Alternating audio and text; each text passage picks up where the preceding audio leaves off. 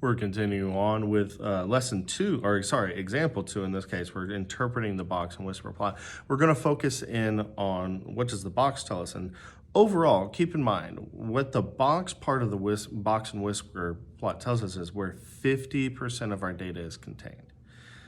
It's going to mean a little bit more than that. And we'll get to that when we get to D, but give me just a second to get there. So first, we want to find and interpret the range. Well, the range is just the largest minus the smallest. So that means we are going to take our largest number here and our smallest number here. And we find that's 300 minus 160 would be 140. So we have a range of 140.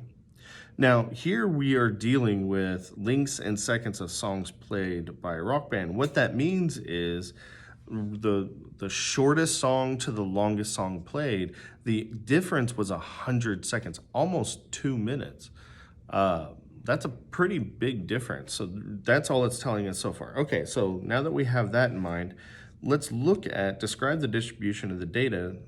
Well, what we're going to be talking about, what we want to talk about really, is we want to talk about the left whisker, we want to talk about the box, and we want to talk about the right whisker. So how we do that is we're looking at 25% of the data because that's what our left whisker is our first 25% of the data, or the lowest. So 25% of the data are between, and I'm going to want to look at 160 and 220. And in reality, what we're doing is, again, we're continuing this idea of range. What does it fall between? So 220 to 160. And I would just put that. I would say that the data falls between 160 and 220. Forgive me for having to write on the picture. I'm saying it. Hopefully you got it in your notes. Now next is going to be 220 to 280, because remember, we're talking about the whisker, or the lower quartile. We're talking about the box, the two middle quartiles, and then we're going to talk about the right whisker, which is the last quartile. Ooh, brain. All right, I know my color scheme's a little off, so I'm going to go ahead and use the green pen on the orange. So 50% of the data are between 220 and 280, so I would just put that. What that means is half of our songs are between 220 seconds and 280 seconds.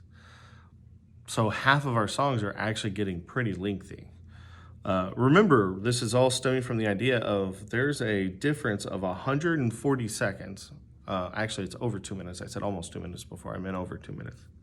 And I think I also said 100 when I meant 140. This all stems from there's a difference of 2 minutes. Where is most of this difference occurring? Well, 50% of the songs are between 220 and 280. And lastly, we're going to have to look at the 280 to 300. And those are our ranges that we're talking about with the different quartiles, or the whisker, the box, and the whisker.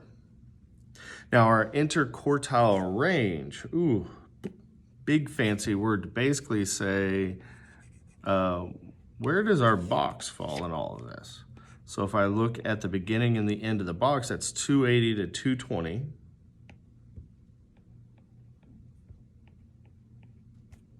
And that difference is 60 seconds, or 1 minute. So 50% of our songs only have a difference of 1 minute, even though all the songs played had a difference of 140 seconds, which is over 2 minutes. 50% of those were only a difference of a minute.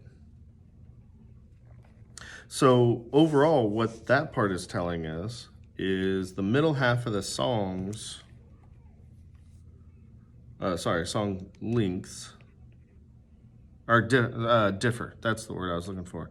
I'm trying to write this as quick as possible. Differ by no more than 60 seconds. Now, the last thing it's asking us to do is, are the data more spread out between the first quartile or the third quartile, and explain. This one's easy, and the answer is just written already for us because it's plain as day. Which one's longer? The left whisker is longer, therefore the quartile 1 is more spread out than quartile 3.